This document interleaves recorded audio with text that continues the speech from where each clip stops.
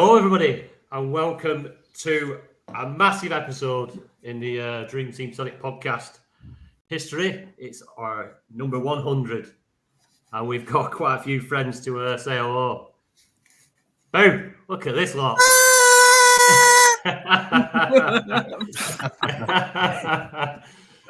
I'm Tony, and with me, as usual, is Ben. How you doing, mate? All good, mate. James. I'm here, Tony. And some familiar faces from our Discord and people that have followed the podcast a lot from day dot. Matt Woolley, you there, mate? I am. Happy 100th. Thank you very much, mate. Dream Team Professor Scott, you there, mate? Evening, thanks for having us. Oh, it's good to have you on, mate. Andy, are you there, pal? Happy 100th. Yeah, thanks for having us on again. Look forward to it. Brilliant, mate. Aman, are you there, mate? Yeah, happy 100th. Cheers, pal. And Conk. It's me. Yeah. All good. Great to have you all on. Thanks so much for spending your evenings with us to celebrate what's quite a big milestone, really. 100 episodes. Never thought we'd probably get this far when we started the podcast a couple of years ago. So thanks so much. Obviously, we'll just get straight into how things are going. Obviously, regular listeners know how me, James, and Ben are getting on. But it'd be nice to know how you, our patrons, and people that listen to us, how you are doing. So I'm going to start in left to right. So we'll go with you, Matt, first. How's your season going, mate? Yeah, it was a slow start, to be honest, Tony. It's been getting better since the World Cup. So before the World Cup, didn't have a Newcastle defender to speak of until October. It's got a lot better since the World Cup. Heavy on United. Didn't really get any blocks going until that point. Just about got on Mahrez at the right times, but missed out on a few of the other punts I took. So it was on Matoma before he started hauling. Decided to get off based on fixture volume. But he then started to obviously haul. I did creep up into the top 1,000, but as I'm sure after this stellar weekend that we've just had, that has gone backwards with a nice minus 19. So sat in at kind of 2,200th at the moment. Not bad, quite happy with that, but it's not bad at all, to be honest. So looking forward to the next few months. Got a really good budget, although no idea how to spend all of that at the moment. Not enough expensive players that I want, really. So no, it's been going okay, and pretty happy with where I'm sitting. Brilliant, mate. What about you, Scott? Yeah, quite similar. The World Cup was a game changer again, I think, for me as well. Well, last time I came on, that was just before the World Cup, wasn't it? And I was around 70k, and now I'm 778th. So it's been quite a good rise. I've had a few good weeks, or a few good months, really. But yeah, this is the first wobble in a while. I think this week's not looking good for anyone at the minute. I'm on -1 for this week, but yeah, it's not too bad. But I did take out Salah for Kane, which isn't looking too good tonight. But overall, I'm happy with that. From where I was pre-World Cup, can't complain at all. No, you're going to play the doubles, aren't you? Obviously, Kane had the double this week. Andy, how you doing, mate? Yeah, not too bad. This season, unfortunately, hasn't been going as well as I would have hoped because last season I did quite well. I did have a team that was sort of like around 135th at some point during the season. I think it was just after Christmas, but this season, obviously, it started off quite badly, and it was mainly due to the Man City defenders that I had in at the beginning, and Pep's obviously been rotating them like a madman this season. So, and they've been letting goals in as well. So, I didn't do too well pre-World Cup. When the World Cup had finished, I was reluctant to get on the Newcastle train. Unfortunately, they did continue throughout January, and it hit me quite hard. However, throughout February, I managed to get onto Manchester United, Today's obviously not been a good day for a lot of my teams, but up until the World Cup, I think I was somewhere around 50,000. Since the World Cup, it dipped rather violently. However, my best team now, with getting the Manchester United assets in and the way that they performed last month for me, I'm up to 5,200 for my best team. So I consider that, a great success. And the turning point was, it was a bit of a risk putting Manchester United players in, because they did have the Barcelona fixtures looming. Yeah. And I think that's a big plus, because they now have lots of fixtures. Irrespective of the catastrophe today, they still have 6 games left for this month, where a lot of teams have 4 or 3. So hopefully things will pick up after that. But yeah, I'm quite content with how things are going after a disastrous start, and hopefully I can push on and hopefully finishing. I mean, my target's probably going to be around. If I can get into the top 1,500, I'd be very happy. Yeah, good stuff, mate. Aman, we know you're having a cracking season, mate. Whereabouts are you after this week? Currently now 25th. So I took Ooh. out most of my Man United defenders out for Arsenal ones. And I still kept De Gea because I didn't feel like changing a goalkeeper. Yeah. And I brought in Ben Chilwell yesterday. Nice. You got an assist, didn't he? Yeah. Assist and a clean sheet. Yeah, I put him in because I saw the form. I had Luke Shaw, and I thought I'll do something different. And then I put Chilwell because my first choice was Ben White, but he was benched because I would have 3 Arsenal defenders. Yeah. But then I just thought I'd rather have a defender that starts. He might not come on. And then my second choice was Emerson Royale. He wasn't starting either. So I thought, okay. And then I thought, well, James is injured. So that Chilwell, well, I noticed Chelsea played 3 at the back. They had 3 central defenders. So I thought Chilwell could push in his favorite left forward advanced position. Yeah. So I just took a risk, put him in. And he had a couple of chances to score, which frustrated me. But I knew he was on set pieces as well. So the corner was quite useful. It's just to do something different. Made him Leicester that goal, wasn't it, Ben? Eh? Made him Leicester that goal. Yeah, I know. So I was thinking that as soon as I seen it. Chilwell to Fafana. I don't think they actually played together for Leicester, but they both came through Leicester. Yeah. I probably would have put in Reece James, but he was out injured. So I thought Chilwell, he's been slowly building his fitness up. So he's been under the radar. So no one's looked at him. And I thought because he's playing today, he'll probably play on Tuesday in that same role.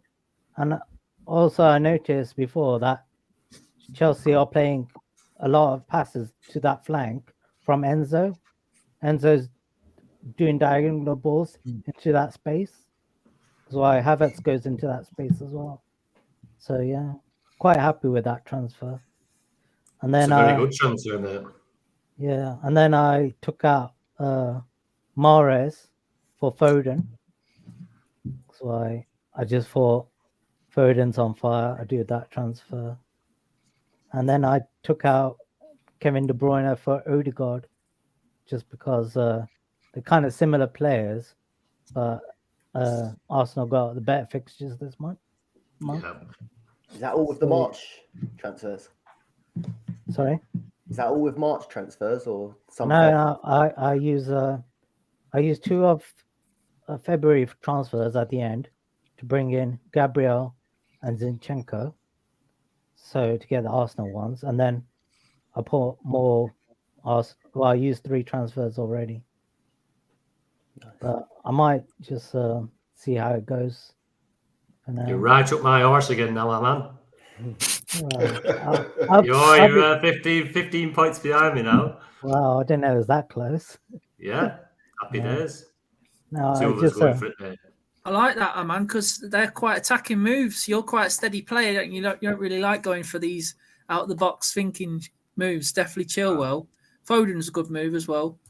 I avoided Foden this week just because I wanted to get a double game player in. Yeah. Well, he was obviously on fire. Yeah. Yeah, I think I had to go a bit aggressive because I'm trying to. I got a single game week mode on, like mindset, because I'm trying to win something. All right, yeah. But that's we can discuss later. Yeah, good man. Yeah, so that's why I'm trying to get some silverware. Yeah, that's why I was a bit. That's why I was a bit more aggressive than I usually be. What, one of these? You have to build a cabinet like that. Yeah. So yeah, that's why. Otherwise, I would have left Luke Shaw and not gone for Chilwell, because my strategy this week was getting players that have 2 games. Yeah. So that's why I went. Arsenal took out. And I wasn't sure whether Luke Shaw was going to play today. That's why he was a slight injury out. And, It's worked wonders. Yeah. So far, so good. Yeah, Chelsea got good games this month, I think, as well. So, should be all right. If they can turn the corner. Wasn't the most convincing the wins, really, but a win nonetheless and a clean sheet. Connor. Hello. Last but not least, mate. How you doing? I've had a shocker. It's been awful. So in my blog team, the famous blog team, that was where is it? That was in 1,200th rank, and now it's 2,400. So I've more than I've halved it. I've halved my rank, which is awful. Minus 22. I think that's actually impressive. I might get that one framed. My best team, however, is ranked 531, which is quite high for my standards. I'm very proud of that. That's on -8 for the week, though, so I'm actually surprised I'm still up there. So there must have been a lot of people with Man United blocks getting crushed. Yeah. Hey, what are you saying? Your standards. You're a good player, good manager. Back yourself, son. Well, I can only go off of what I've finished before. I've been playing like 3 or 4 seasons now, and I've only ever finished like 2,000th, like highest overall. So I'm trying to get into top 1,000 for once. Yeah, you'll do it, mate. You'll nail that, mate. You'll definitely do that this year. Well, hopefully, but I might bottle it like Man United have with that result. And I've also took a punt on Bowen, and he's got -1 so far, and I'm blaming Ben. Is that talking up the West Ham fixtures? I'm not the Sky Sports pundit you were telling us all about in the Discord that you've been listening to. No, he was right, to be fair, though, because he said to bet on him getting quite a few shots on target, and I've had a look at the highlights, and he'd get quite a few shots. So any other game, it could have been 1 or 2 goals. But instead, I've just walked away with a yellow on top of my -7, -6, -6, -6. Hey, it's a double game week, mate. Still time to turn it around. But that's not even the turn the worst -6s into -2s. Yeah. Well, that's not the worst part. In another team, I only run 3 teams now because it used to be 10, but then I've just got rid of them. In one of them, I got rid of Salah and I put Martinelli in, and then Salah decides to get how many points? What, like 18, 21. 21, lovely. Hey, Con, I did that in my second best team, mate. Salah to Martinelli. It hurts. Yeah. Well, you just got to laugh or you'll cry. Well, Martinelli will bag a brace. He'll bag a brace midweek, so it sell out. Well, that's what I'm hoping for. Midweek hat trick for Bowen against top at Peruvian League or whatever it is. And then a hat trick for Martinelli, and then it looks like a good week again. Exactly. Yeah. Positive mental attitude. Just a quick recap. So I'm now sat, I think 17th. Aman's chasing me down. -4 for me this week. Bit rough, but it could have been worse if I'd have left in me United lads. I did go across to Gabriel and Zinchenko. So I am up on. If I'd have left my team alone, I think I'd have been about, I don't know, 12 points worse off. So it's not all bad.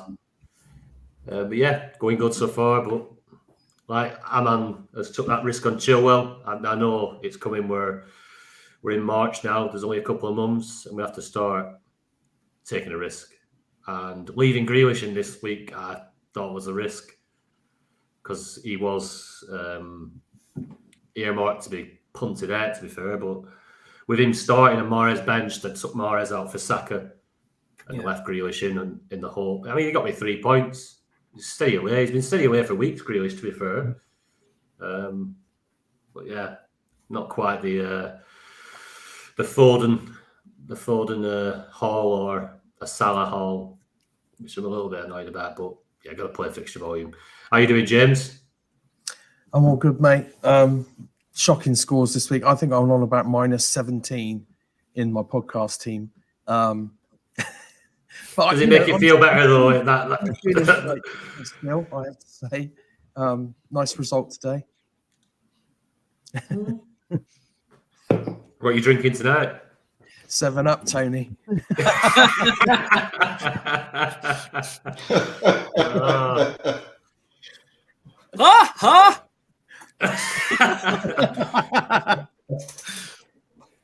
Aman, wait, what's your rank now?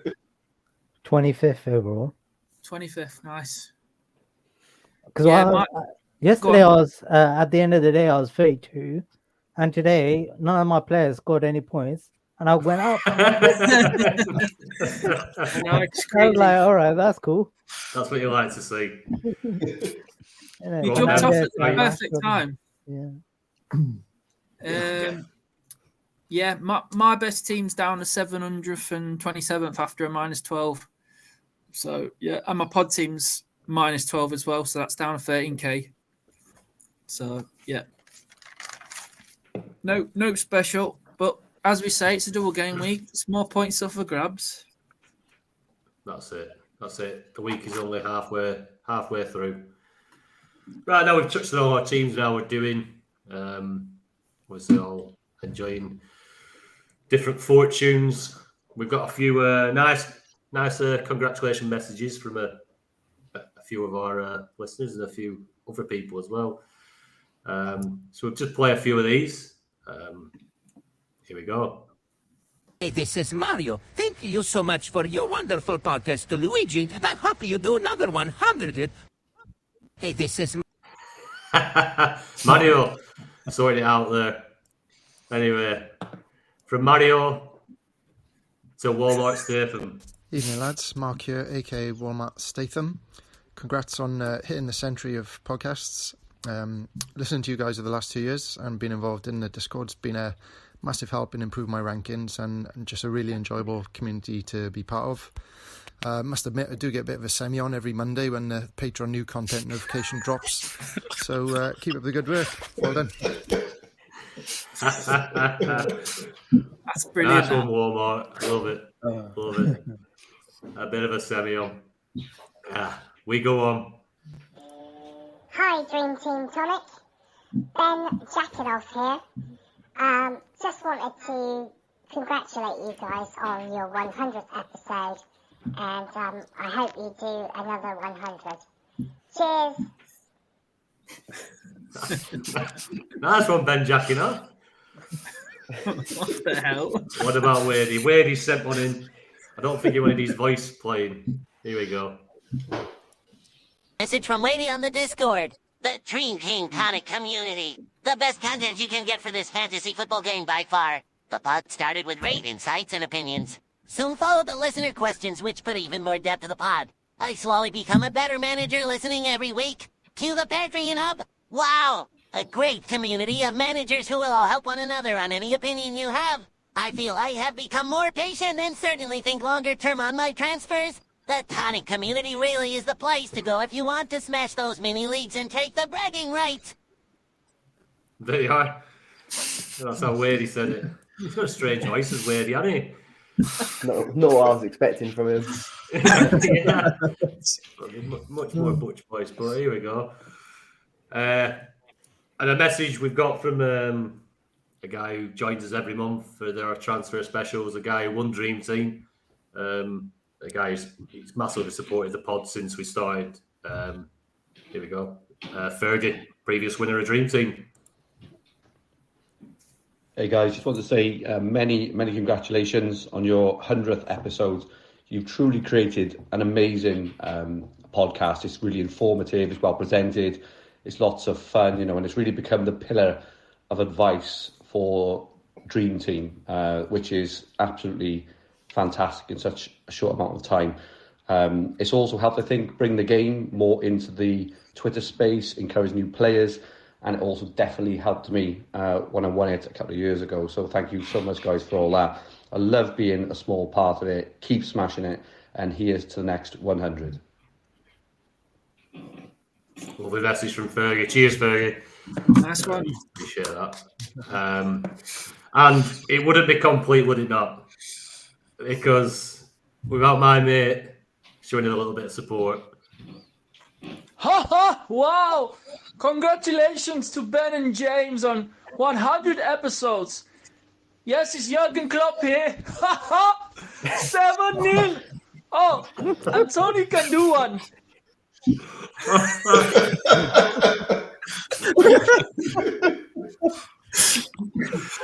Oh shit! My mate Jurgen. Did we put that topic in about Jurgen getting sacked after the defeat today? No, I took that off the agenda, Tony. We do have a question about Liverpool at the end. Oh, we do. The Oh, pitch was Jesus. perfect, wasn't it? Oh, It was perfect today. excellent. It was. Right.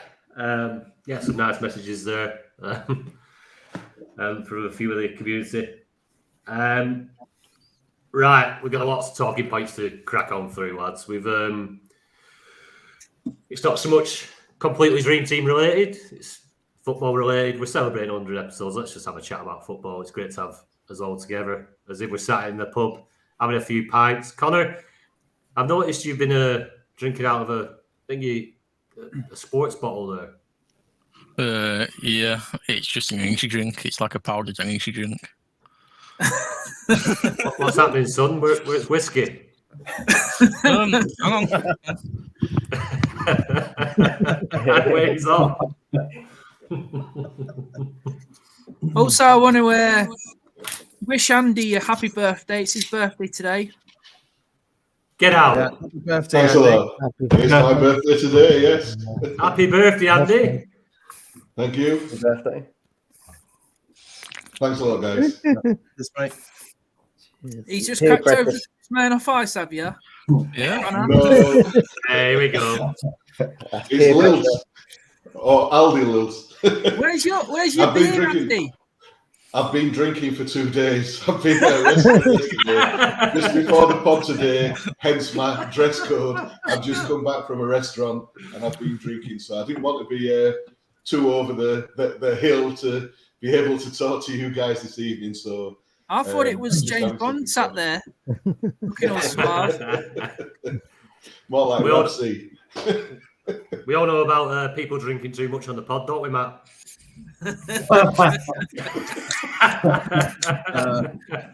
Oh, dear. You must have had real fun editing that night. Oh, no, honestly. I did it the day after and I didn't even remember half of it. He sat there with his head in his hands. Oh, God, that was bad. Lucky it wasn't editing that night. I was nudging my missus saying, do you know what? Listen to this. I don't even remember saying this. Oh, shit, I've just asked the same question twice. Oh. I had to close the pod out because I couldn't do it. wasted. You could barely talk. I couldn't talk my end of it. How many dudes did I have? I probably had about 4 or 5 dudes that saying, basically good night, and I could not do it. I couldn't do it. Oh god, that was funny. Oh, if I did, I wonder whether I've kept that original audio. Why weren't you on the pod last week, Tony?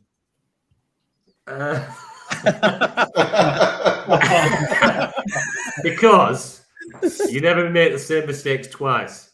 And I had been out since the afternoon to celebrate my mum and dad's 40th wedding anniversary, which was quite big for them. So, yeah, I'd had a few to drink.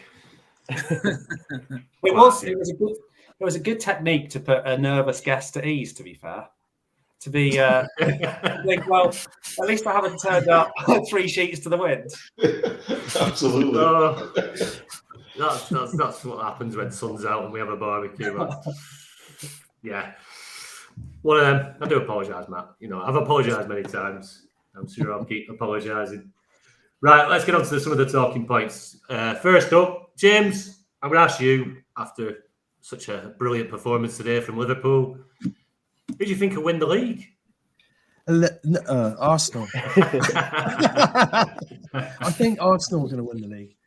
It just seems to be. Their season reminds me of when Liverpool did it a few years ago.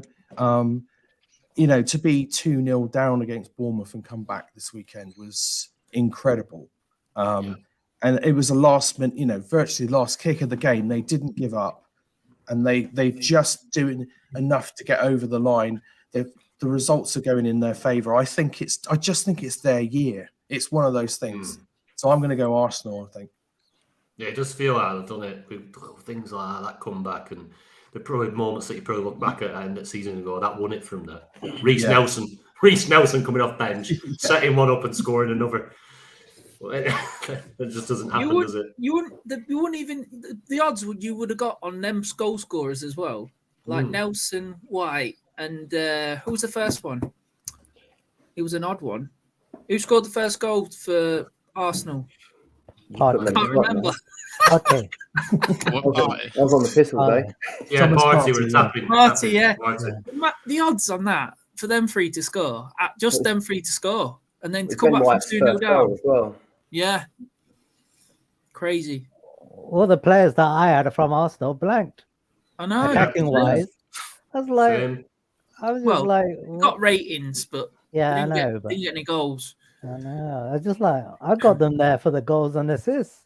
Like Odegaard should get all the assists, really. And I just can't. Piling against Bournemouth. Yeah, that's what it was. I think, and a lot of people obviously dodged the United bullet by piling in against Bournemouth. Have you seen who's playing Bournemouth next week? Liverpool. Is it? Yeah. Liverpool. You just know Salah will blank that one though, don't you? That's got 2-1 Bournemouth written all over it. Well, that was that last time Liverpool played Bournemouth. Salah blanked and they won 9-0. 9-0 with a Salah blank. Yeah. Crazy. It probably didn't get a rating, innit? I can't remember. But, I fancy City to come back and win title. Do you? Yeah. I do. I think there's some wobbles in that Arsenal side. They've got some good fixtures coming up. I just think, I know it's a great result to beat Bournemouth 3-2 and come back from 2-0 down, but why are you 2-0 down in the first place? They're caught cold straight away. I don't know. I just think they might just miss out. I think City might just pip them. The fixtures in April are hard for Arsenal. Yeah. And that is going to be, that's the acid test, I think, for them. But just my opinion.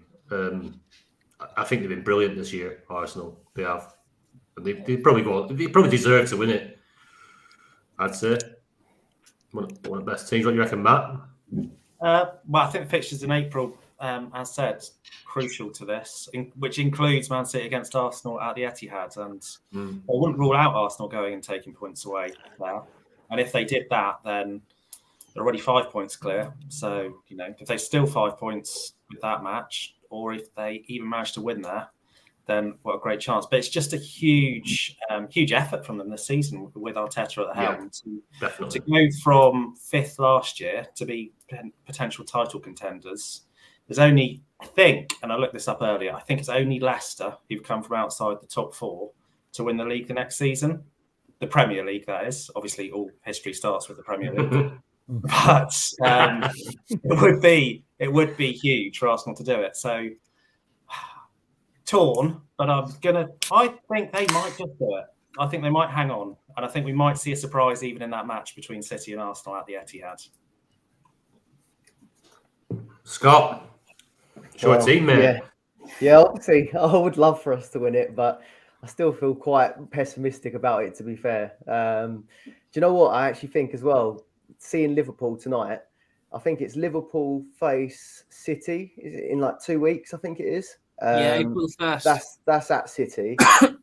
And then we face them at Anfield. I think it's the week after or the week after that. So Liverpool could still have a massive hand in it, I think.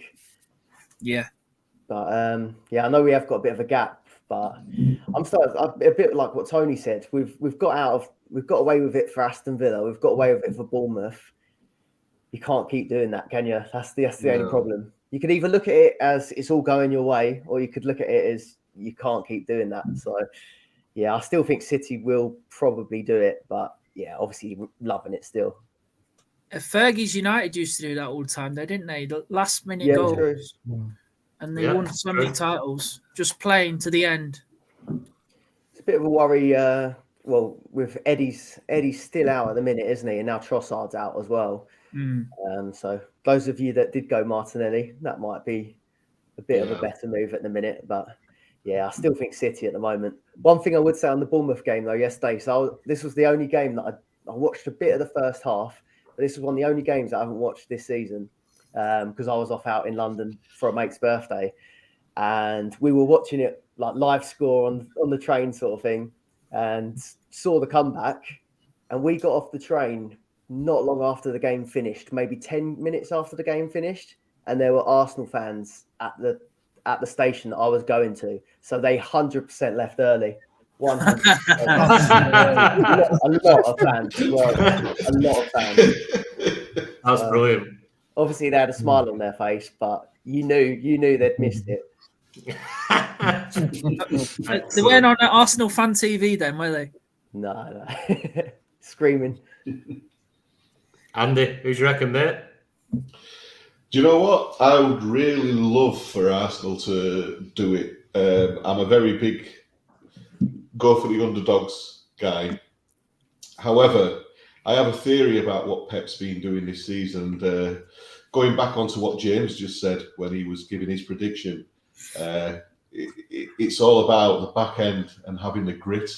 And I always remember that season where Liverpool, I think, did Liverpool score 96 points and Man City score 97 and just pipped them by 1 point? They just kept grinding out results until the end. And my theory is that Pep has been doing a lot of changes throughout the early part of the season where he's been playing different players in different positions. And yes, he does want to go for the Champions League, but the amount of times that he's played, players in defence, when he's had tried and tested players available to him, and he's playing these, and I'm thinking, why is he persisting in playing these players? And I truly believe that he's playing all his squad and he's given them enough game time because the back end of the season is going to be coming, and he's going to be making sure that he has enough troops that have had enough experience in the positions to be able to see out the end of the season. And he's going to go for the Premier League. I know the Champions League is, the one that he wants to go for, but he's going to be able to play his best side in the Champions League. And even if he gets injuries, he's got lots of players that are used to. He's even played Bernardo Silva at left back. He's been trying all sorts of different things. And I just think Man City, that the majority of their squad, they've got the know-how to finish out a season. And I think that's probably what's going to happen. But I would really like Arsenal to do it, but I think Man City are probably going to do it in the end. Best left back in the City side, isn't he? Bernardo Silva. He is now. Some sub, wasn't it? Super sub yesterday. Unreal. Yeah. Aman? Who do you reckon, mate? I wasn't really convinced watching City yesterday. I thought there's a few gaps in their defense, and Newcastle should have scored. But it's hard to go against Pep because he knows the tactics and how to get there. But I think it's going to be like a grind, like 2-0, not anything fancy. But I think I'll go with City for the experience. But I think Arsenal got that no fear attitude that will help them. So they got really good young players, Saka, that I've got no fear, and they can win games. So it's going to be really, really tight. But yeah, I'll support the underdog as well, Arsenal. But it's a very tight call. I can't really say which way it's going to go. But it is a tight one. Yeah, it's just the hard fixtures for Arsenal really go against them. That's the only thing. Whereas I've probably got easier run of fixtures now, and all of them are the hard games they got are at home. So they got Liverpool at home and Arsenal at home. I don't think they're meeting any of a top club. So Arsenal got a lot of work to do. But big games, then. I think, was it the Arsenal game last season that Arsenal absolutely gave them a run around for most of the game? I think they lost 2-1 Arsenal to a dodgy penalty or a penalty that went off as well. Yeah, and you're looking at that game and thinking, how the hell have Arsenal lost that game because they played so well? You see a bit of that at the Etihad, then. Seems a bit more of a team spirit at Arsenal than City. It's massive, yeah. Yeah, so that could probably steer them. They look like they're going in one direction. Yeah. Whereas City, they're still probably mumblings behind the scenes, like, why am I not playing every game or something like that? And apparently, according to Twitter and wherever else you read, everyone's sleeping with Guardiola's daughter. Yeah,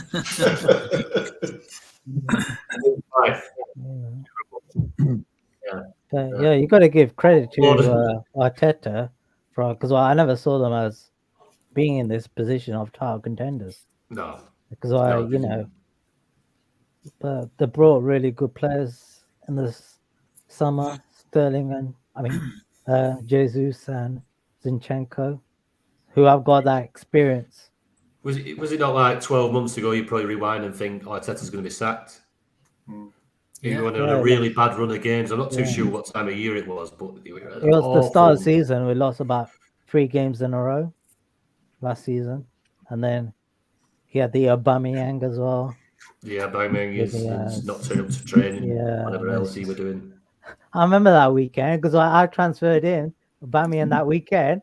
And he was like not playing. And I was like, I just transferred him, and like it's the last game of the week, so he was like locked.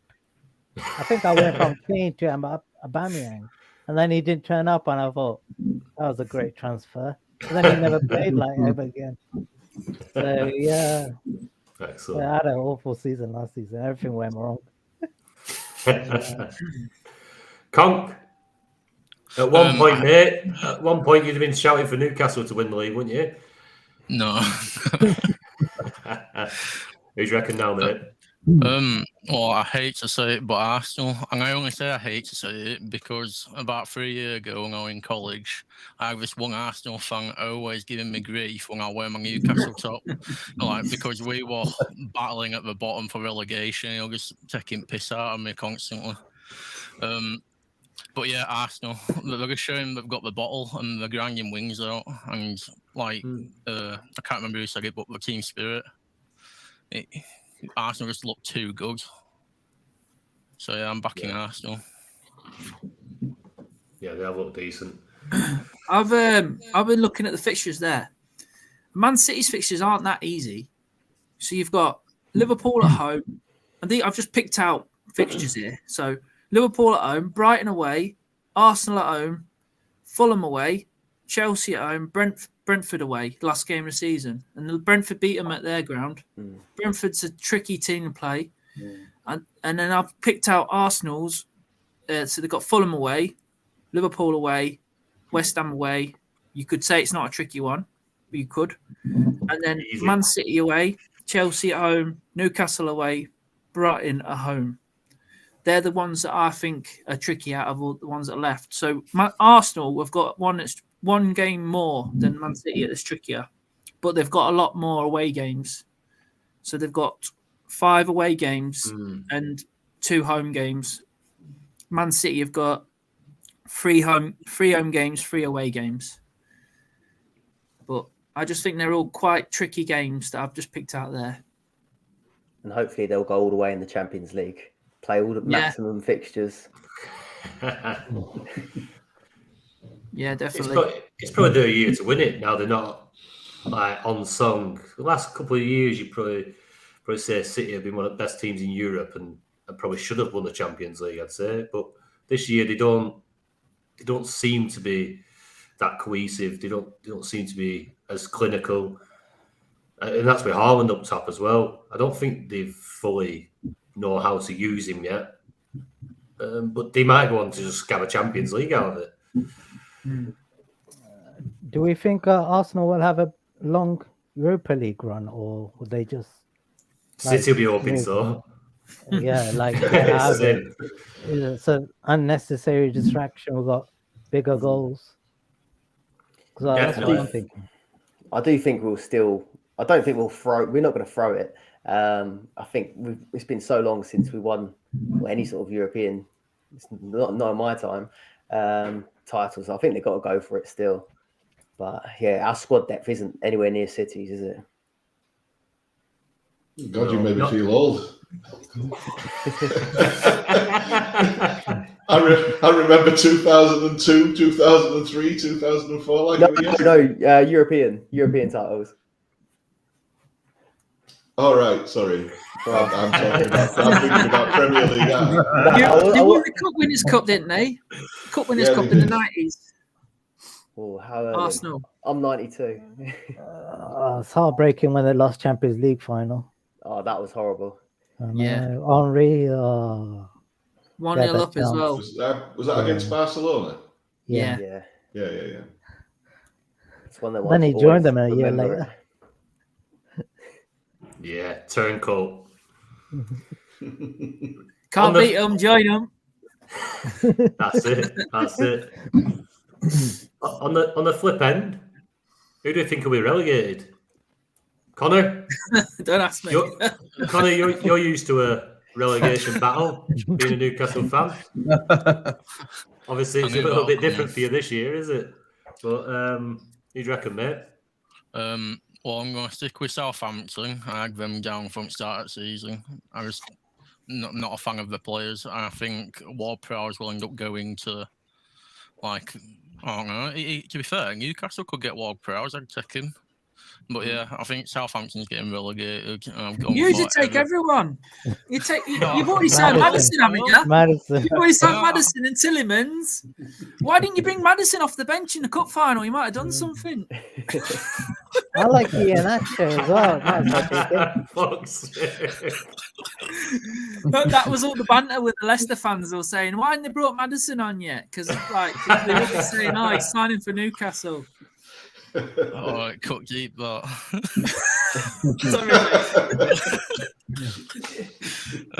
and other two, I've got Everton and a toss-up of Forest or Leeds. I think it's quite obvious. I think that'll be the bottom 3 for most of us. I'll be interested to see if Forest get relegated because I genuinely think the club could get liquidated because of the amount of money. It's true. Don't worry about Maddison anyway, Con, because Leicester probably needed him against Rovers the other night, but he weren't there to save them. Well, he weren't there. He weren't there. But, man, who's going down, mate? Sorry to interrupt your drink. All right. You want me to move on? I'll go to somebody else. No, it's all right. I'm just looking at the table, and I think it's from like 4th position down. Palace, Wolves, Forest, even Leicester down there, West Ham, Leeds. So those, they're not all safe from. But I don't know. It's I think it's Bournemouth, Southampton, and I'll go probably Leeds, or I don't know. It could be West Ham. I've not been convinced at all. Leicester are very hot and cold this season. I'd love Leicester to go down. We'll get Madison then. Yeah. We need rid of him. We need the cash to go down. Yeah. I don't think he's staying anyway at the end of the season. I can't see it. Yeah. We need a rebuild. It's just like Jekyll and Hyde. Just 1 minute we're 8 games without a win. Then we go on a mad run before Christmas. We're fucking flying. And then after Christmas, come back, do exactly the same again. We're shit. And then we beat Villa and Tottenham, score 8 goals. And then we go and lose against Blackburn, and then we lose against Southampton. And so what the fuck? I think Rodgers is going to get sacked, aren't he? Ben, you need Leicester fan Southampton TV. to go down, don't you? So you can pick off some more of their defenders. Oh, what, the ones that don't even play? You need Jan Bednarek. No. It's hard. It's very hard to know which teams are going down because, apart from Bournemouth, most of them have been pretty stable in the Premier League for a few years. I don't think Everton ever been relegated. No, they haven't. Never been relegated from the top division ever. Yeah, so, they got Dice now, so I think they should probably scrape through. And I like Forest. I think they'll stay up. Aren't you a Derby fan? Yeah.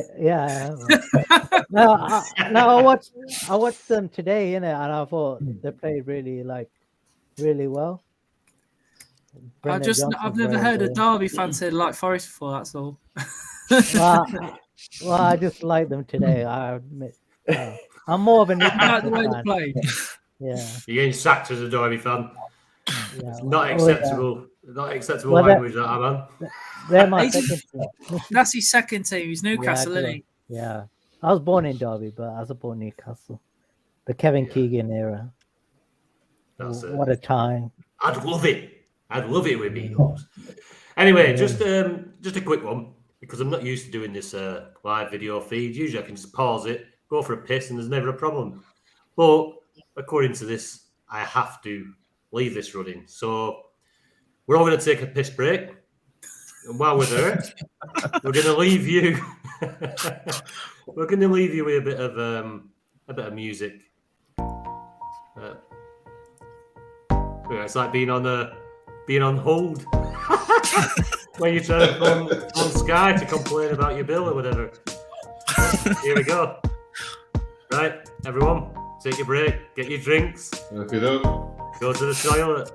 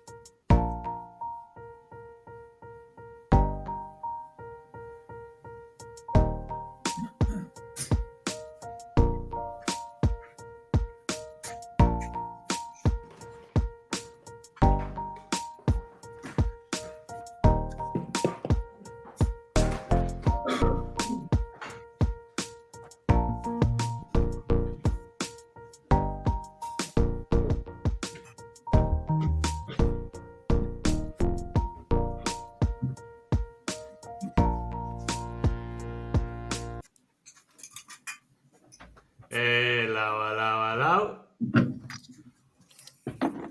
Almost everybody back. That quick interlude. God, I bet that annoying some people. I apologise. That's funny. That's the original. That toilet break. It does what it says on the tin, doesn't it? Yeah, we got to do it. My only other option is to end broadcast. I can't do that. Yeah. So here we go. Scott, who's going down, mate? I think mine was pretty much the same as Aman's. I think so. I think Bournemouth are going to go down. I think Southampton probably. I still look at their team and think they feel like they're too good to go down. But yeah, it's not looking good, is it really? And no one really is too good to go down. But I still fancy Daesh to keep Everton up. I do. I did look, and their fixtures are pretty tough. But it might have been a new manager bounce, but they managed to beat us, didn't they?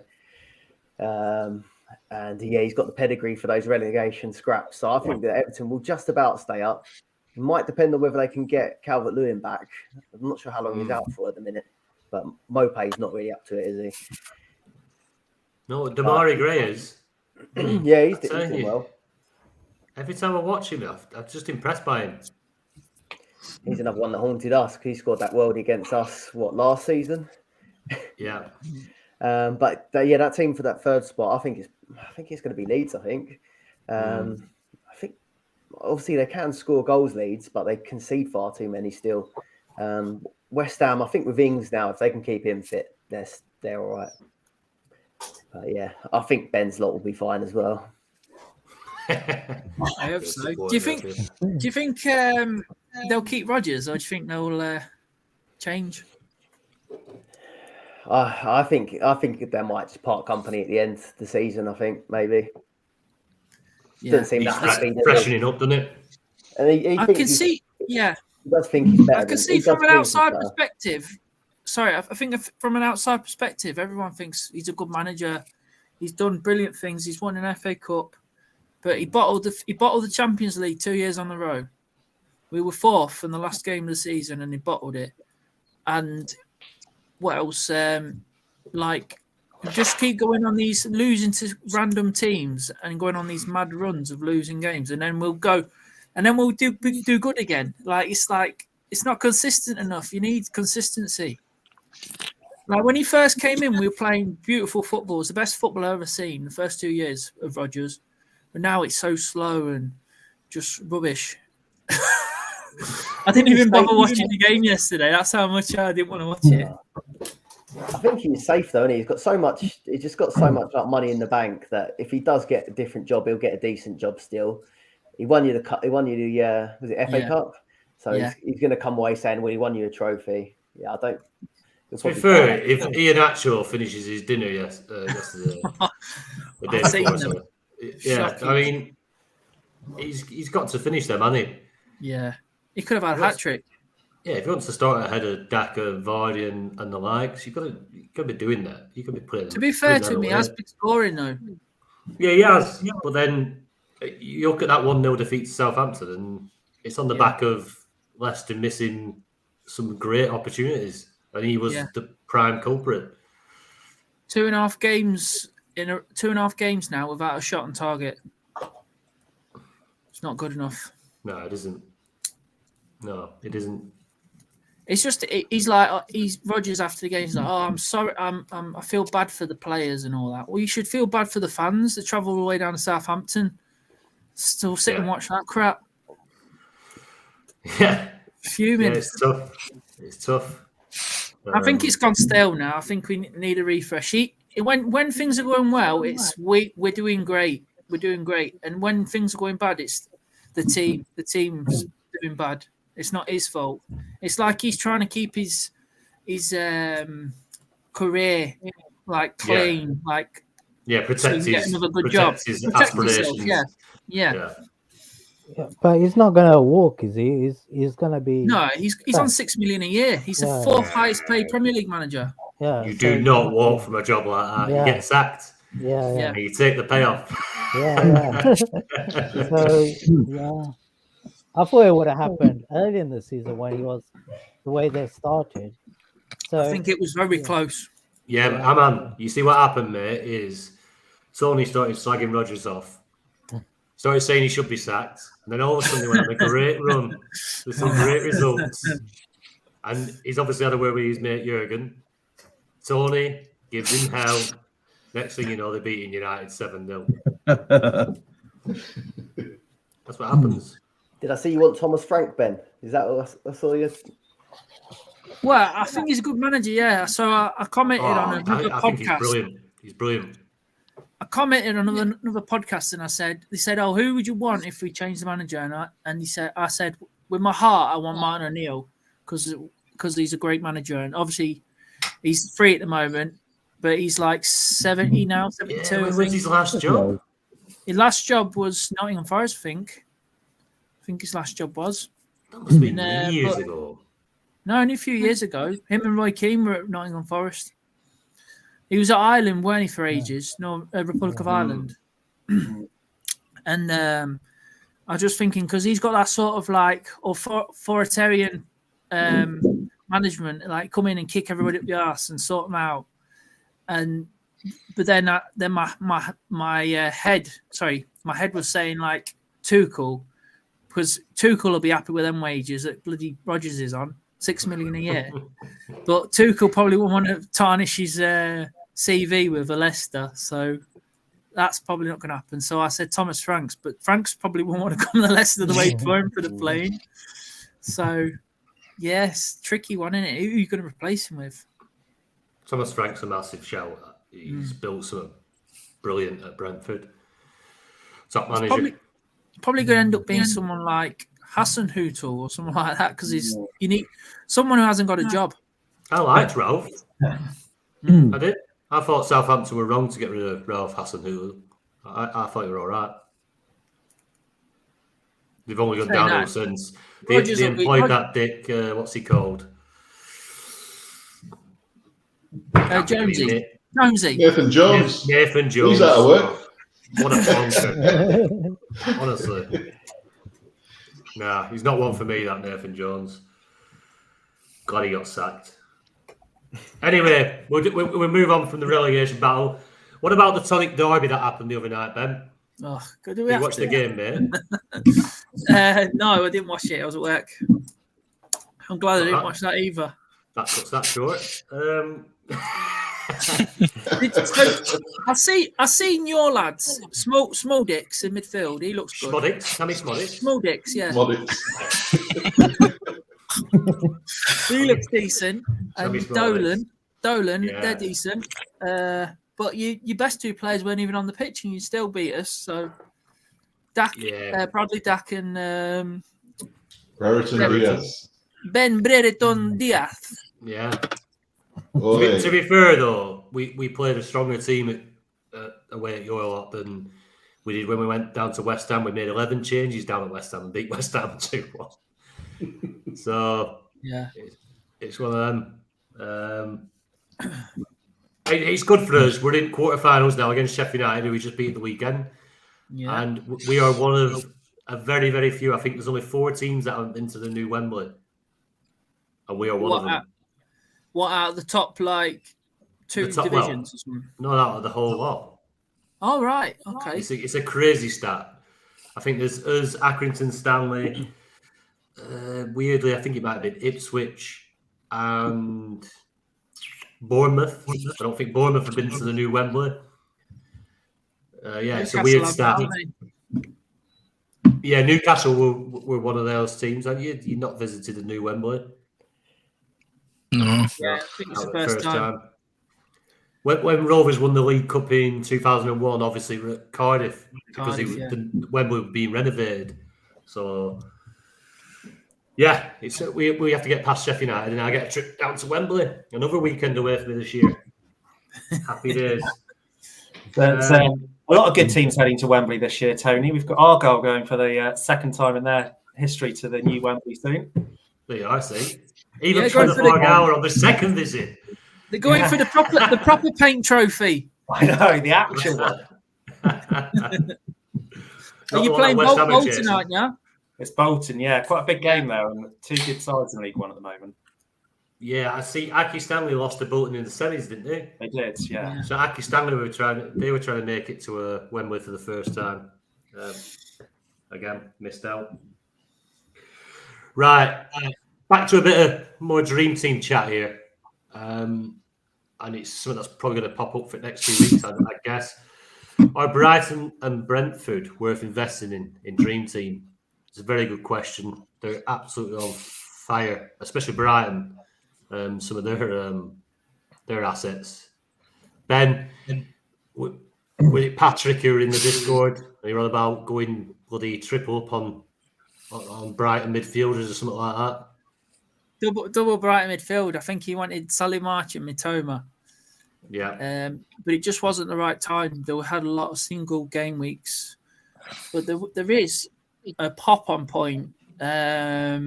March the 10th. So they've got Leeds and then Palace double game week. And then they play Grimsby in the FA Cup. And then there's the international break. And then they come back. And then they got Brentford at home and Bournemouth away. So it's a lovely run of fixtures if you want to take a punt.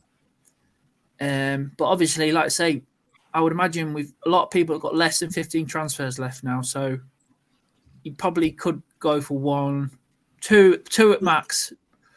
I won't go too mad. Unless you're literally out. And Brighton have got the most games to play as well in the Premier League to be rearranged. Yeah, they do. They're about 3 games behind, aren't they? Pardon?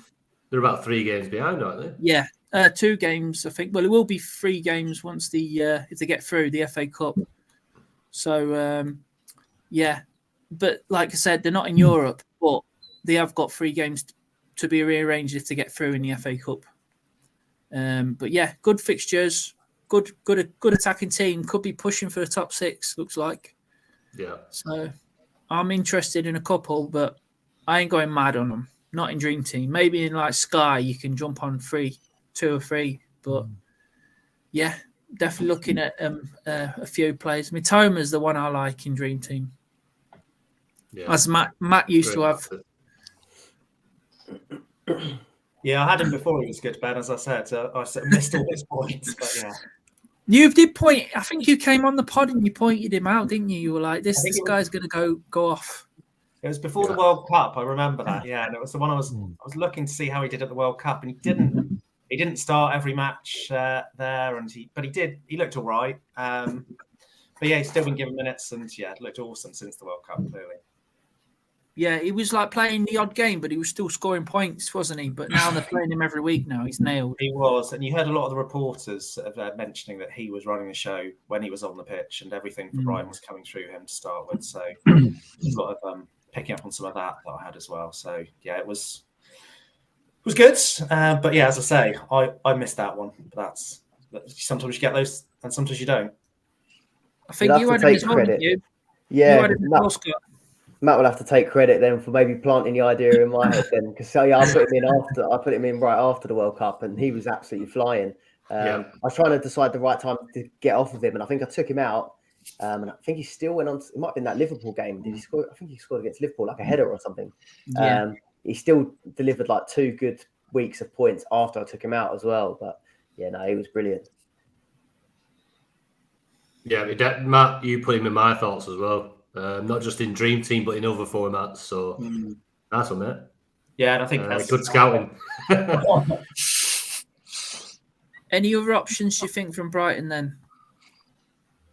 McAllister on penalties. Yeah, he's playing number 10 now, isn't he? Yeah, playing further forward as well.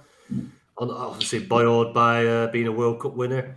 There's a fair few players from Brighton that are on people's radars. It's generally an FPL, but players like Solly March, you've got Mitoma, you've also got Ferguson who plays up front, who hasn't been doing much recently. Obviously McAllister as well, and Mitoma. So there's 5 from Brentford as well. You know, you've got Ben Mee, Tony, provided he doesn't get banned. Won't ban me. Won't ban me. And there's the left back. I've forgotten what he's. what's he called? The Rico Henry. Right, it's Rico Henry, that's the one. And the goalkeeper, David Raya. He's unbelievable. They seem to be popular players that people want to get on. I tell you this, and this is a true story, right? We've heard it all before, Tony. No, honestly, this is a true story. David Raya, Rovers keeper, and I went into William Hill and I asked for a price. I said he'd be next Spain's number one. And I asked for a price on him to play for Spain and make a cap for Spain before whatever time it was. And they refused to give me a price on it. They were like, well, it's just some shit keeper from Brighton Rovers who played Championship. Like, we're not interested.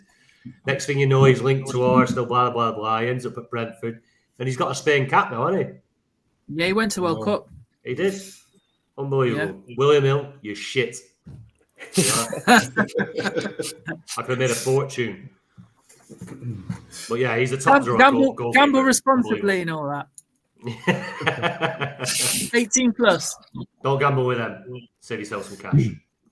I think the problem I'm having with Brighton or Brentford players is the space to put them in. Like, yeah, you know, you're going to be taking a top quality player that plays for a big club out to put, you know, these players that are good, but they sound like FPL players.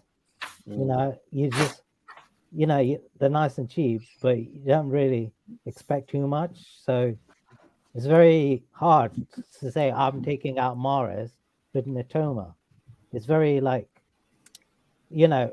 It isn't if Mahrez isn't playing, mate. Yeah, but I'm just saying Champions League games are coming, but yeah. But I'm just saying. One thing that I'd like to point out, Aman, is reason why those two teams are obviously being discussed now is because they've both got 3 games more to be rearranged or to play than the teams that are in Europe. And out of the teams that are left in Europe, they could quite easily go out in the next round, you know. And Brighton in particular, they look nailed, you know. I mean, Grimsby Cubs obviously upset the apple cart, but they could get an extra game in the FA Cup as well. And we all go on about fixture volume and how important it is to have your players playing these extra fixtures. Those two teams are almost, it's almost like they've got an extra 3 games. So that's just like a round and a half in Europe. Don't tell Aman this.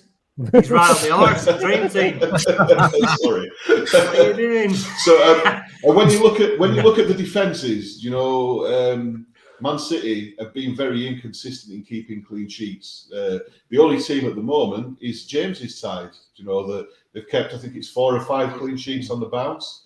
That's the Jurgen. You could put David Raya from Brentford in, you know, for instance, and they've all got fairly. They've both got a good record against the top sides. You know, they can beat Liverpool. Like I think it was Brighton. Was it Brighton that beat Liverpool? Yeah. Anyway, anybody can turn anybody over. You know, Southampton turned Chelsea over recently, and I just think that they've got quite a lot of fixtures. I'm definitely thinking of possibly adding 1 or maybe 2 from Brighton or Brentford, and that's just for fixture volume and the way that players like Mitoma, he keeps scoring. You're right on that. Keeps getting. Sorry, you're right on that, Andy. You're completely right, and you're backed up by the stats of Mitoma averages 4.1 points a game. Mahrez averages 4.2 points a game. Saka at Arsenal is averaging 4.1 point a game. So he's the same as Mitoma. And Mitoma has the fixture volume coming up. It's all about fixture volume. Brighton don't. The reason Mitoma isn't one of the highest scoring midfielders in the game is because he's not had the fixture volume. If he has played the same amount of games as Saka, he's up there in the top 5. So now we're hitting a period where Brighton are going to have they're going to have the fixture volume. Mitoma is on fire. He's scoring points. He's a good option. I think other Brighton assets are a good option as well. I won't go too heavy because obviously once you come out of that period of Brighton having a lot of games, you're going to hit where you need your European players back. But yeah, this is the prime time. If you're going to put them in, this is the prime time to put them in. Definitely. I think with Matoma as well, I think he's going to start most of them Brighton games. And in comparison to Mahrez, who I've just took out, for example, I've took out because he didn't play this week. He didn't even get off the bench, did he? No. And so if you'd have took Mahrez out for Matoma this week, I mean, you're 10 points up. You're 10 points up. And then you've got Brighton's good fixtures to come and a good volume of fixtures as well. There's nothing to say that Mahrez will play midweek. We know what Pep's like. He might just rest Mahrez for the next 3 weeks. It's so risky with City. Foden's on fire. Grealish is in favour. Yeah, tricky one. But there's no outstanding asset. Like, you could pick Matoma, but March could be the one getting the points. It's true. You might be picking the right player, but the other player gets. So it's like 1 out of 3. It's like picking Foden and Mahrez banging. Yeah. I mean, you're looking at like his average speaks for itself. So the amount of games he's played, he's averaging the same amount of points as what Mahrez is or Saka is, playing the same amount of games. So when he's on the pitch and when he's playing for Brighton, he's scoring the same as them. So there's actually a point where maybe Matoma might play over this period more games than Mahrez. He might overtake Mahrez in the overall midfield point rankings. Possibly. Obviously, form depending. It's Brighton. Do you know what I mean? We're not talking about a team as strong as Man City who probably be able to hold their form better. But it's still worth considering. As a differential, I'm on as well. Yeah. No, I'm kind of more sold of it now. But, yeah. I just want to clarify. I just looked at my fixture ticket. Not. Hey? I hope Alan doesn't look into it. I just looked at the fixture ticker there on the Discord and just want to clarify. Brentford haven't got any games to be rearranged, but Brighton have got 3 if Man City or Brighton go through in the FA Cup. So, because they play each other on the same weekend of the FA Cup semi-final. So if Brighton or Man City win, that game will be off. If you understand. Yeah? Right, yeah. So it will be 3 games because I imagine Brighton will beat Grimsby, yeah? And then Man City will probably win their game. So that game will be off. So it will be 3 games to rearrange. But Brentford don't have any games to rearrange, but they do have a couple of games at the moment because of rearrangements from the past. If you understand, yeah? Yeah. Right. They're playing tomorrow as well, aren't they? So obviously that's one Monday. of the extra games. There's nothing we can do with regards to tomorrow's game. But even failing that, they've got 24 games to teams or to other teams. Like Man City have played 26, Brentford have only played 24. That's after tomorrow. Right. Okay. You've got Spurs that have played 26.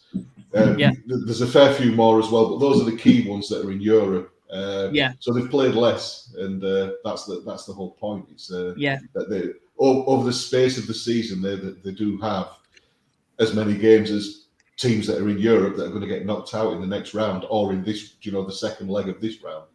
Yeah. So I just think it's worth considering them at least.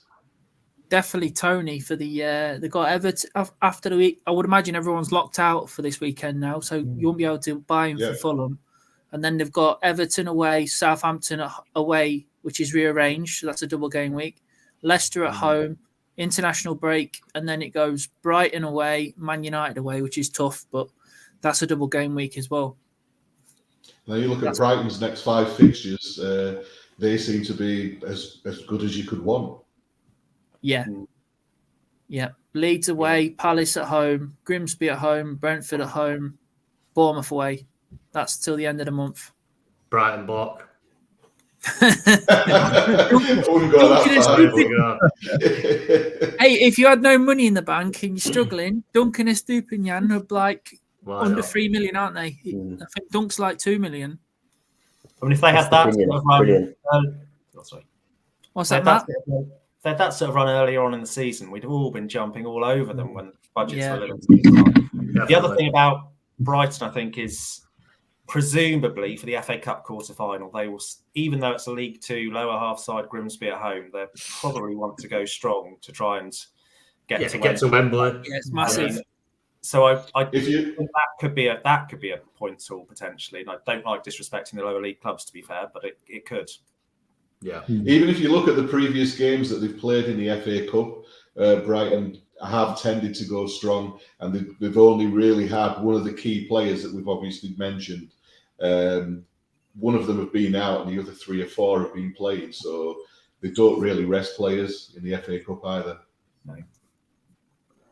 Got this urge of like going hard on the 3 midfielders, March, McAllister, and Mitoma. Because the fixtures are there, just it's really hard to, because you have to take them out straight away after next month. It's easier, Amman, when you've got Grealish in your midfield like me. You can just whip him out and put Mitoma in. I think it's only going to be a one player, really. You don't want to take out the other options at the moment. But you want to try and nail that man that's going to get the most points. I think Mitoma's probably the go-to man. I think he's the one who's creating most, and he's scoring a lot of points for him.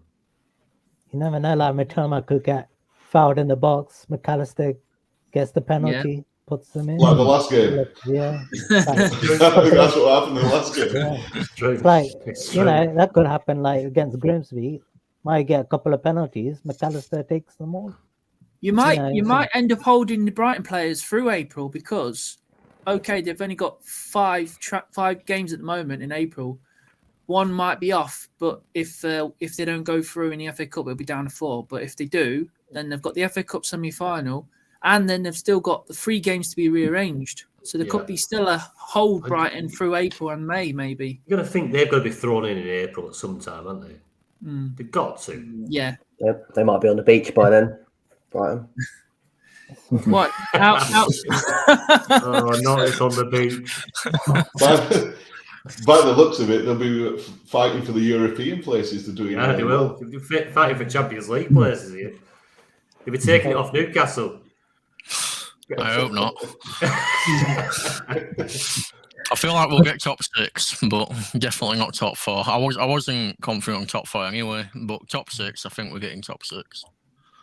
I think Solly March has actually got the highest expected goal involvement, but Mitoma probably fits the Dream Team scoring matrix better because he gets more goals, and obviously assists are not as are poorly rewarded with only 2 points. So I think if you're going to do it, Mitoma probably is the one, and based on the eye test as well, he looks the best option to me.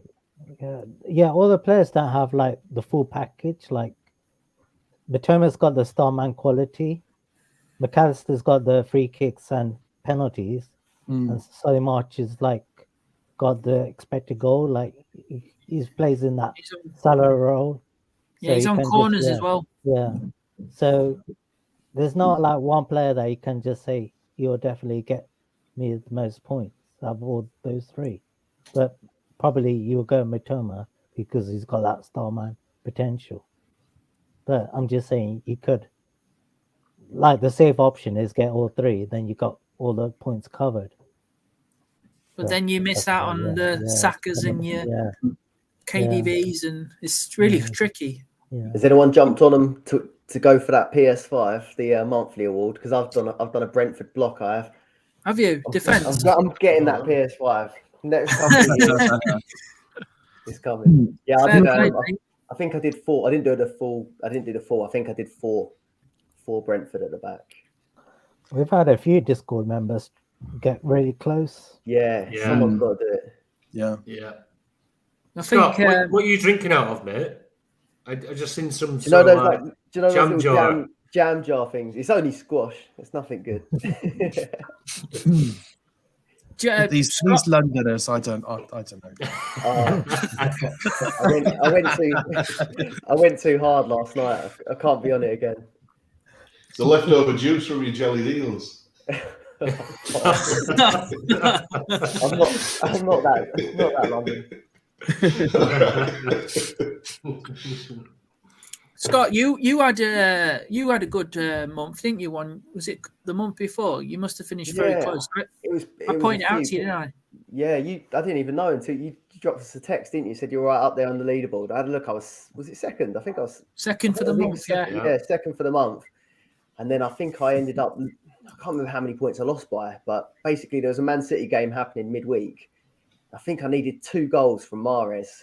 I had Mahrez and the guy had someone else, and I needed 2 goals, and he scored an early one.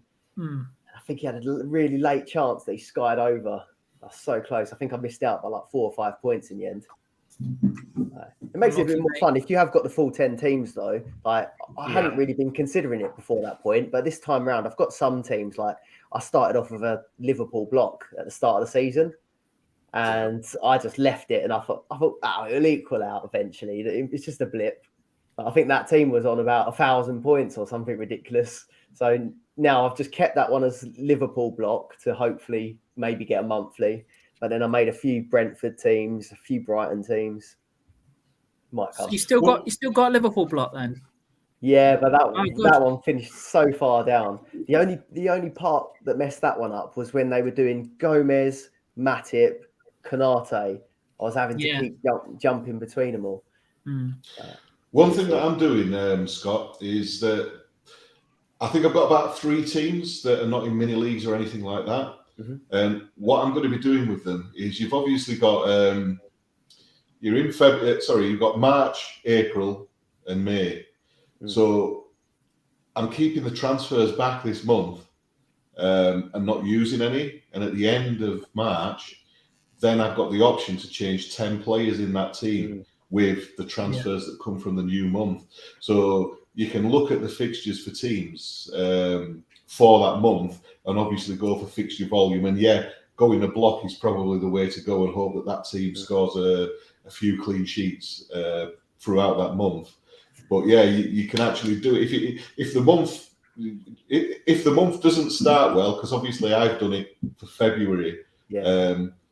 Then I've got the option where I can just leave it for another month and then do April/May.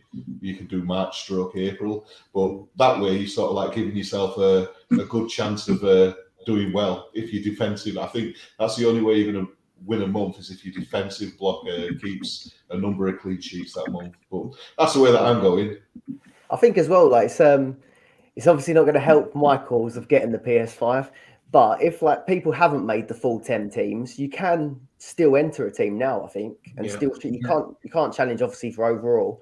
But if you haven't made the full 10 teams, you can now make new teams and then enter that for the draw. So that's true. Good advice, that there. Very good point. People come in for the gems. Dream Team Patrick's got 9 spare slots. Yeah. He's now going to come and rob everyone's PS5. Right. Question on the West Ham players. Obviously, they're coming back for European games. Is anyone looking at them? Oh, I've got Bowen. Yeah, shit. Move him out for a Brighton player, I would. I was about to say that, I could go for Mitoma. It depends if he's going to get his hat-trick against the Peruvian team. I think it's Peru anyway. Cyprus, yeah. Oh, Peru's in South America. I don't know. That's where Paddington Bear's from. Well, either way, if Bowen gets his hat-trick or brace, or like, it looks like if he plays in the Europe games, then I'll keep him. But if he's not playing Europe, then it's an easy swap to Mitoma and McAllister. I'm not going to touch March. March has got the best XG and XA and all that. But Mitoma is the one for me because he just passes an eye test. He looks lethal. I love Mitoma at Newcastle. It's another one I'd like to sign. Japanese Messi. Can't have everyone. Be careful, Scott. They'll be calling Newcastle Nottingham Forest next. That's it. I thought you already signed Matoma. Yeah, like you said, there's a jump off point, isn't now on the weekend of the 17th of March. Like West Ham blank now because they're out of the FA Cup, so you could jump onto Brighton there and play Grimsby. Yeah. It's good entry point, good exit point. That. Yeah, you have advantage of seeing the team sheet as well. Yeah. So. Yeah. Touching on, so obviously we've got European games coming up, so we're going to know who's in and who's out. If Salah and Kane both exit Europe, who are we going for? Because at the moment, Kane's got the advantage, I'd say, because Liverpool look to be out. Not if they can drum up another 7-0 performance and shock everybody, but it looks like Salah's European games might be limited. If Kane and Spurs get past Dortmund, what do you reckon? Or sorry, if they're both out, what do you reckon? James, who would you go for? Tricky one, that. If you're looking at current form, then obviously certainly if you discount the Real Madrid game that Liverpool played, then you would say that I think Liverpool's attacking form is better than Spurs. But Kane always manages to find a way, doesn't he? Even if Spurs are playing crap, which they have been, let's be honest, quite often Kane will pick up points. I know he hasn't for the last two, but whereas the points with Liverpool are going to be a bit more spread around. So Kane's the talisman of Spurs. If they're going to score a goal, I think Kane's going to be involved in it. So at the moment, I think Liverpool have got more attacking potential, but I think I'm still erring towards Kane. We're not going to win 7-0 every week. We're still a side in progress. I'm just about erring on the side of Kane if I had to choose. Ben. Yeah, it's, like you say, it's tricky. So next week, Liverpool have a double game week, but they don't play in game week 27 because they have a blank. So it's basically a 2 for 2 if you don't want to spend any transfers. So Spurs have Forest at home and Southampton away, which are decent fixtures. And then Liverpool have Bournemouth away, but then they go away to the Bernabeu. So they've got to play Real Madrid.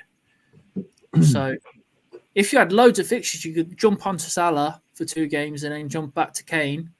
But sorry, did I say loads of fixtures? I mean loads of transfers. You had loads of transfers. You could jump onto Salah and then onto Kane from the game week 27 for the Everton fixture. Sorry, the Southampton fixture. But I'd still think, Kane's star man magnet, like James says. I don't know. There's a lot of players at Liverpool that can score goals. I know Salah's pretty nailed though. It's not like there's an obvious choice really. Do you know what I mean? So, but yeah, if I had loads of transfers, I'd be jumping on Salah next week, and then I'd jumping back to Kane the week after. But if I didn't have loads of transfers, if I was on Kane, I'd stay on Kane, and if I was on Salah, I'd stay on Salah. Basically, Matt. I think that's fair. I mean, if you jumped off Kane onto Salah, you could miss him hauling it home against Forest. That it just does not look that obvious either way at the moment. Yeah. And I was trying to look at previous seasons, and I was actually hoping today Salah would get 7 points, because if he had got 7 points today, Kane and Salah would have been exactly even on points for the last 4 years, which shows how tight it is between them over the last few years. And no matter how much I look at the fixtures over the next few weeks, as I think Ben summed up, you can look at it and go either way a little bit, and it swings back and forth. I I mean, I do have all 5 transfers for March left, so I should be looking at doing some back and forth moves potentially and trying to maximise. Definitely. But it is that tight. I think it's not easy now. Scott? Yeah, that's sort of. I tried to do the same thing, didn't I? With I think you guys mentioned it, to bring Kane in for the double, and now I'm starting to just think you can't predict when the hauls are actually going to come, because the Salah Man U fixture on paper looked like the worst fixture, but then he's gone and scored a load of goals. So if you're just going back and forth, it's making me wonder whether you could do that and get them completely wrong the whole way. So it is hard to choose. I think I would lean towards Salah now. Maybe a little bit of recency bias, but yeah, I just think that with Liverpool, you do feel like they could score 2, 3, 4 goals, whereas with Spurs all season they haven't been hitting big numbers, have they? They've been awful. So I think just from attacking football, and they did look like they were flying really well, Liverpool, today. So I think I'd probably say Salah. Yeah, Andy. Well, it is the same as what Ben was saying. It's kind of a stalemate. I would say if you've got either of them, just stick with them, because once you start moving from one to the other, that's when you end up getting stung. One other point that I would like to make, nobody's going to listen to me. There's a certain Haaland who's not necessarily been scoring regularly, and he's been moved out. He was the front man. He was the top guy that stays up top. Now, more and more recently, he's been getting stuck out on the wing or falling back deeper to try and get in. He's been getting a little bit frustrated because he's not been getting the passes. He's been making the runs, and he's just not playing the same way that he was at the beginning of the season. And if you look at the actual points scored per game, I think you'll find that Salah and Kane could be better options than him. So why not have Rashford, Salah and Kane up front instead of Haaland and having to choose between Kane and Salah? Yep, I like it, Andy. I like it, mate. Aman? Yeah, just if you got Kane, stick with Kane, because Forest is a good game. Southampton's a good game. I think maybe they meet Everton after the international break. And so, but not much in it, I have to say. They're both, Kane usually is a consistent scorer, and Salah can be explosive, or he can blank as well. So, what about that, man? After the international break, Liverpool have a double game week and Spurs have a single, but Liverpool playing Man City away and Chelsea away, and Spurs are playing Everton away. It's a tricky one, isn't it? I think I still probably would stick with Kane, even if that, and then see. But I loves a big game though, Salah, doesn't he? He does love a big game. More spacing behind. Yeah, because he scored good points against Real Madrid, didn't he? He scored good points against Real Madrid, even though they got thumped. Obviously, now playing Man United, a team that sort of would have hoped to have been a bit more attacking against them, he's done well. It makes you wonder now, with that fixture run that looks quite difficult, could be quite a good one. Yeah, both Arsenal and Man City are going to go at them. Yeah. So, if you need a differential, Salah's the man. Because I would say Kane is more widely owned in mini leagues. Yeah, I would. But you probably, I don't know, you probably have to, might look awaiting, I think, because Liverpool have that blank when it's the FA Cup. So,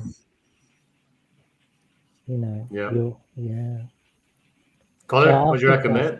Oh, sorry, Aman, go on. No, so I'll stick with Kane right now. You're sticking with Kane? Yeah. So just tell you there, Kane is in 69.2% of the top 1,000, and Salah is only in 15.8% of the top 1,000. Big differential at the moment. That is a big differential. Connor, what do you reckon, mate? Connor doesn't want to talk about Salah. Well, yes. Well, we all know I did Salah to Martinelli. Yeah, that's not nice. I'll probably go to Kane though next week, obviously, because he's got a double. Overall, if they're both out of Europe, I'll probably still go for Kane because with Tottenham, it's going to be either Kane or Son getting the goals normally, or like some crappy midfielder like a Skip or a Højbjerg, like some dodgy goal from them. It's normally going to be Kane or Son. Kulusevski don't like scoring, as I know because I had him all last month in my blog team. Whereas Liverpool, they've got Salah, Gakpo, Nunez, Diaz will come back. Trent likes a couple goals there, Jota, Firmino even off bench. Yeah. They've got loads of routes to goals where I feel like Tottenham heavily rely on a Kane masterclass when they win. So I think I'm going to go for Kane. Yeah, you might see a Liverpool 6-0 win and Salah gets no points. Yeah. Could do. That happened in the 9-0 win, didn't it, against Bournemouth earlier in the season. 9-0, Salah didn't get any points. He's going to make up for it next week, though. Crazy. Right, touching on another question. Are Liverpool defenders an option now after 5 clean sheets on the bounce in the Premier League, James? I wouldn't go there myself. No, I don't think so. Only because unless by some miracle we stay in Europe, of course, they might be worth considering. But I just don't see us scoring 4 at the Bernabeu. You never know. Yeah, so just because of fixture volume, I would say no. If you're going to do it, then obviously the wing backs are the way to go. Trent or Robertson, who got assists today. Robertson's not got many assists this year, though. So I think Trent's the one to own, which is pretty obvious. But yeah, I wouldn't go there myself. No. I think you've missed the boat now. It's going to be April until you jump on them again. They've got a terrible run of games now after Bournemouth. Yeah. So, yeah, you could jump on for Bournemouth and Real Madrid, but Real Madrid's they're going to concede against Real Madrid, surely. Yeah. Away. So that's a double. Then they blank in game week 27. Then they have Man City away, Chelsea away. And then they play Arsenal at home. Then possible Champions League quarter-final first leg if they go through. There's someone flown above me in the leaderboard who's gone 4 Liverpool at the back. 4. Really? And you're thinking, it's worked out today, but I can't see that over the next 3 weeks, 4 weeks. But no, Well, after that first leg, then the fixtures turn lovely. So they've got Leeds away, then possible second leg of the Champions League, Forest at home, West Ham away as a double game week, and then Tottenham before the new transfers come in May. Yeah. So that's where I'll be jumping on, like 14th of April, 15th. So the 17th of April when they play Leeds on a Monday night. So you have to try not to use your transfers if you're going to jump on them there, because you'll be locked out. Hands up, anybody that is looking at jumping on the Liverpool backline. I already have in my teams that are in the Dream Team Tonic Second Chance League. But also, I'm thinking maybe of jumping off of them when the blank week comes and the hard games. Yeah. I've had a decent time with Trent. I've saved my transfers as well. They were in before the transfers changed. Oh, you're right, then. So I've still got 5 transfers to play with. Yeah, go on, Scott. What are you saying about Trent there?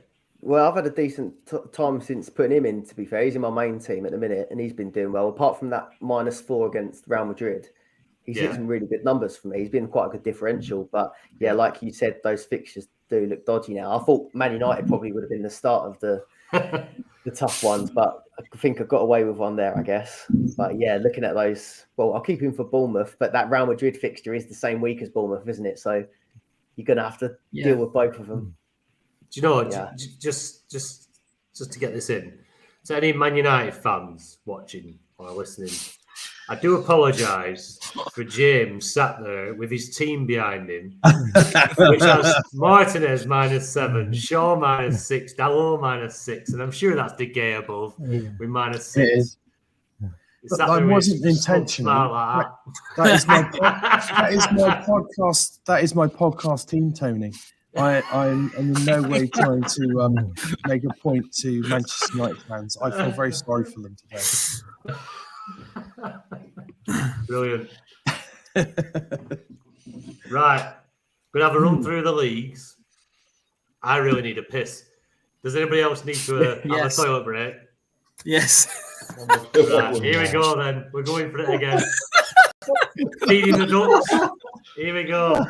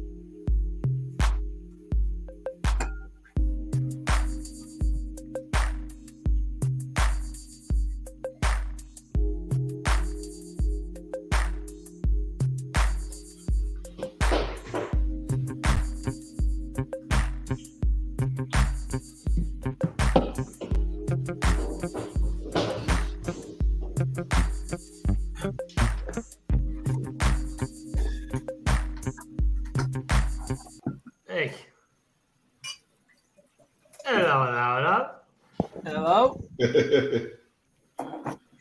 We all ready to get back into it, right? Welcome back to part 3.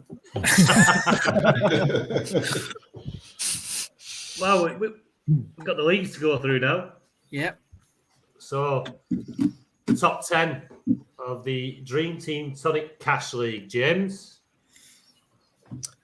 Yeah, so in joint 10th, we've got Tom Brindley and Harry Jones. In 9th, Dan Bartlam. 7th, Stephen Williams.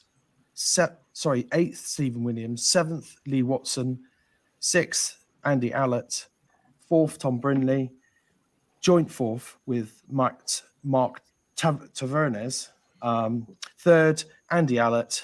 2nd, Simon Davis. And top of the shop, Anthony Sutcliffe. Hey! Get it. Do you know, at one point, when United were keeping a clean sheet, that seems such a long time ago for United fans, I was actually in second. Well, yeah. But, yeah. Simon Davis in second. He has a United block. And, yeah, them 7 goals were Nicely received, James. There you are. I did cheer a couple of them, actually.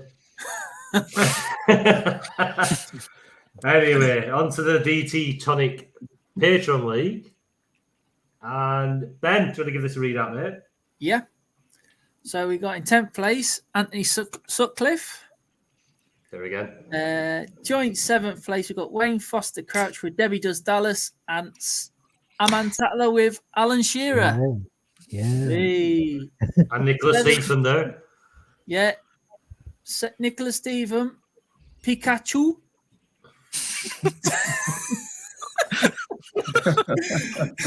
In 6th place, Thomas Tuchel's left ear. 5th place, Tom Brinley with Mixed Nuts. 4th place, Cucurella Deville with Jake Bevan. 3rd place, Stephen Broughton, Cov Patron. 2nd place, John Mellier, Up the Red Dogs. I wouldn't be saying that normally. He's a Forest fan, isn't he? Yeah. And top of the shop, Lee Houghton. Hello, you Conte. Look at the scores on that leaderboard. I know it's crazy. Minus 21, minus 16, minus 10. Man, look at you there with 6 points, mate. You're flying. It's crazy. Yeah, I only got De Gea in that one. That's my. It's mainly 3 Arsenal. It's got Ben White, Zinchenko, and Gabriel. Yeah, so I went Arsenal semi-block in that. It's better than that United block, isn't it? And in the second chance Tonic Cash League, in 10th we've got Phil Russo. In 9th, James Fricker. Yay. I was a lot higher. I looked yesterday and I was above Ben, and I was I think I was 3rd and Ben was 4th. And I was like, yes, can't wait for the podcast. And my United blocks let me down. Jesus. I can't believe I made in 8th, Ben Lee. Wow. In 7th. I didn't even see that till now. Yeah, it's big drops in it because of these United blocks. Yeah. In 7th, Phil Russo. 6th, Stephen Holt. In 5th, we have massive score. Whoa. 41 points. Andrew Barnett. You on, Andy. Happy birthday. To me. I was 21st yesterday. Brilliant. In 4th, it's me. In 3rd, it's me. In second, it's Jamie Curry. And in 1st, it's me. Hey. Yeah. Hey, I just want to say that just proves you should never give up playing when you play fantasy football. Look at Andy there. Yeah. He's just massive. come from way behind, 21st to 5th. It's just crazy. That anything. I must say, I missed out. Yeah, I missed out on the Newcastle block, so I knew I had to do something different.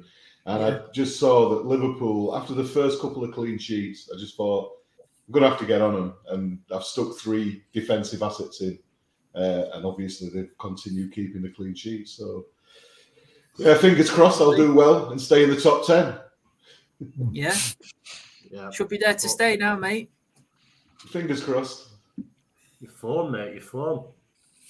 Anyway, we'll have a touch on the differential league this week. Connor, you there, the community leader? Yeah.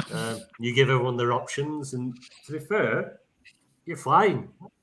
Top of the shop, 102 points in total. We're wanting another shirt. Hey. After another shirt, mate. Yeah, I can get a collection on my wall next to Newcastle. Yeah, so all good. You'll have to get a mug next time. Yeah, it'll have to be a mug, and then I can drink it, and I'll get some whiskey for Tony for next one. Yeah, you've got to drink, mate. Not going to be these soft drinks. Well, I've gone through 3 at least. He's on the Smirnoff Ice now. I thought they were energy drinks. No, Smirnoff Ice. No. Yeah. That's an energy drink. Other ones are all right. Oh, Jesus, you'll be wired. You won't be sleeping tonight.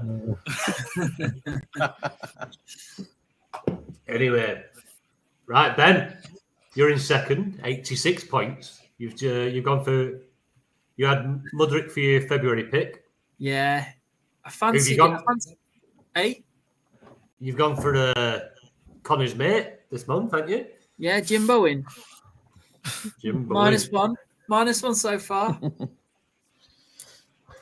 Good start. Good start, mate. James, you had Mahrez last month. You picked you up a massive 28 points. Flew you into third place, 80 points in total. And you've gone for... I'm going for an injured Arsenal player. I went for Trossard, and he lasted about 28 minutes. I'd just like to apologise live on air to Dream Team Professor for jinxing Trossard. The curse. Brilliant. Hopefully that enables me to overtake you. I had Casemiro last month and instantly got sent off. So I continue to jinx players. You still did all right on the month. 5 points. Casemiro. 5 points on the month. Yeah, 5 points. When I totted it up, he actually scored really well, but he got loads of minus points as well. I've never seen a player get so many minus points. Until Tony picked him as differential. Until Tony picked him, yeah. Could you keep picking United players by any chance? Yeah. I'm going to go for it. Nice one. My choice is... Did you include Casemiro's Starman Award points from the You up in there? The League Cup final. Yeah, Rashford took his points, didn't he? Yeah. Crazy. I picked Matoma for this month. Good start. So, solid start. I'm happy with that. Better than Trossard. And Fergie went for Ivan Toney, who obviously yet to play. Fergie's sat at the bottom. He had Martinez last month with 19 points. And that's the wrap up, lads. It's been brilliant to have you all on. It's actually been a really good laugh. I've enjoyed it. Really enjoyed it. It means a lot. Obviously, a lot of you have been listening to us from the start. We've had our experiences. What's happening? Hold on. We're on. Some sort of alien shit going on here. It's like you all went off in sync, like you had all sort of planned, to surprise me with something. I thought you was getting emotional. Yeah, it looked like it. Yeah, but no, honestly, cheers for your time, lads. Appreciate it. And hopefully, like I say, here's to 100 more. And just a big shout out for Dream Team Professors pod on YouTube. Get across to it. Give that a watch because some brilliant stuff there, mate. You put out plenty of content. There's some good stuff. Thank you. Right, chaps. Aman, Matt, Scott, Andy, Connor. It's an absolute pleasure. Cheers, lads. Thanks for your support. Thanks ever so much. Tony. Cheers. Yo. Tony, don't forget to plug the Patreon. Oh, no. Get yourselves across if you want to get involved. Patreon.com/Dream Team Tonic. Get yourselves involved. There's a Discord, your early access, all your articles. Meet all these good-looking guys in the Discord. Hey, there you go. You can see us all now, can't you? We've got loads of advice for you. They are. You can see our faces. Nice surprise for you all. But yeah, cheers for everyone's support, everyone who listens, everyone who It's nice subscribes. competitions as well, with the Dream Team Tonic as well, the mini leagues, and the Patreon Cup as well. Yeah, to get some good stuff. Yeah. Thanks, man. Cheers, mate. But yeah, we appreciate everyone who listens. So, cheers to you. Don't forget to like and subscribe. He loves it, Ben. He loves it. Honestly, I'm gonna have to put that on my gravestone. Don't forget to like and subscribe, Tony. Tell your family and your friends. Share it everywhere. We'll get it tattooed to your forehead. Alongside, don't forget to upload the podcast to the podcast networks. Oh, don't. It will be on Anchor. No, will it? It's a video. Oh shit! It's a video, yeah. Oh god, we're gonna have to rip the audio. Spotify doing videos now, don't they? Yeah, they are. It's all right. That's No, what it's it'll about. work. You can upload the video and it'll just do the audio. But yeah, nice to see you all. To see you, nice. Have a good evening. Thanks a lot, gents. See you. Up the Tonic! Up the Tonic! Up the Tonic! Up the Tonic! Top one, lads.